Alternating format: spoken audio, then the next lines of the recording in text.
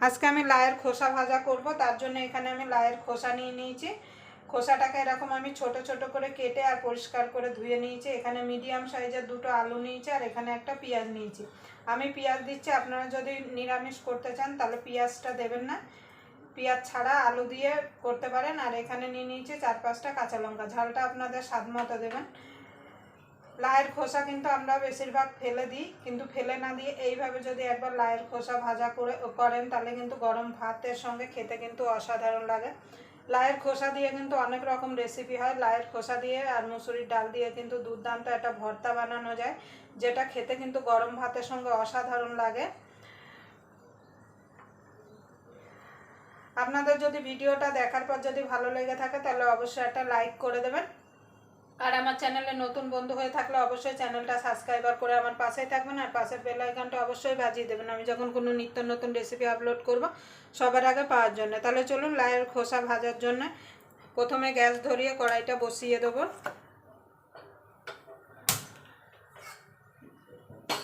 একদিন লাউয়ের খোসা দিয়ে আর মুসুরির ডাল দিয়ে ভর্তা বানিয়ে দেখাবো আপনাদের।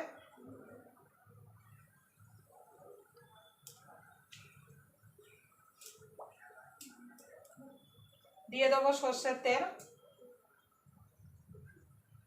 লাউয়ের খোসাটা কিন্তু সর্ষের তেলে কিন্তু ভাজা খেতে বেশি ভালো লাগে। তেলটা একটুখানি বেশি দিতে হবে।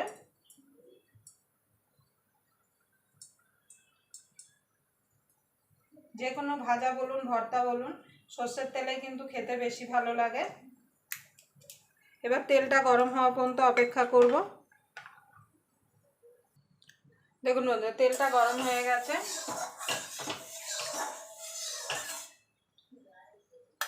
ফোড়নে দিয়ে দেবো একটা শুকনো লঙ্কা,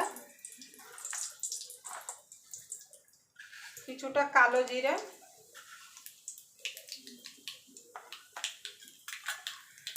ফোড়ন থেকে সুন্দর একটা গন্ধ বেরিয়ে এলে এখানে দিয়ে দেবো প্রথমে আলুটা।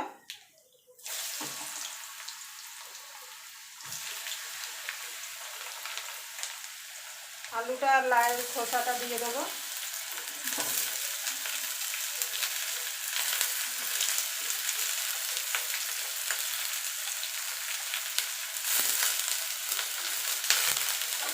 একবার হলো এইভাবে লাউয়ের খোসা ভেজে দেখবেন, লাউয়ের খোসা ফেলে না দিয়ে।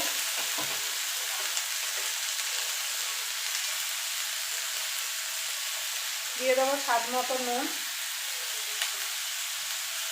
দিয়ে দেবো হলুদ গুঁড়ো। নুনটা আপনারা বুঝে দেবেন।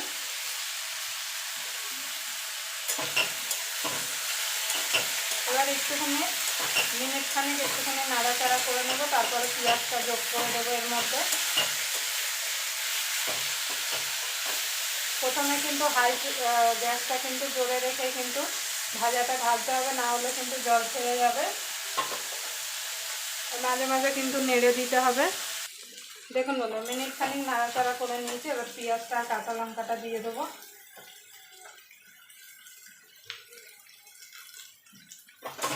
এবার এইটাকে আমি মিনিট 5 ধরে ভেজে নেব। আমি পেঁয়াজ দিচ্ছি, আপনারা পেঁয়াজ ছাড়াও কিন্তু লাউয়ের খোসাটা ভেজে নিতে পারেন।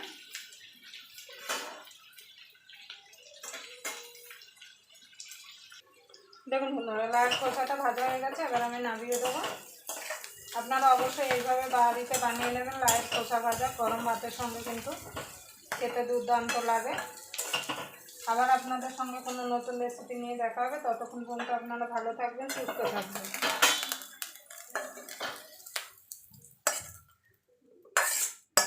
দেখুন কালারটা দেখুন কত সুন্দর এসছে।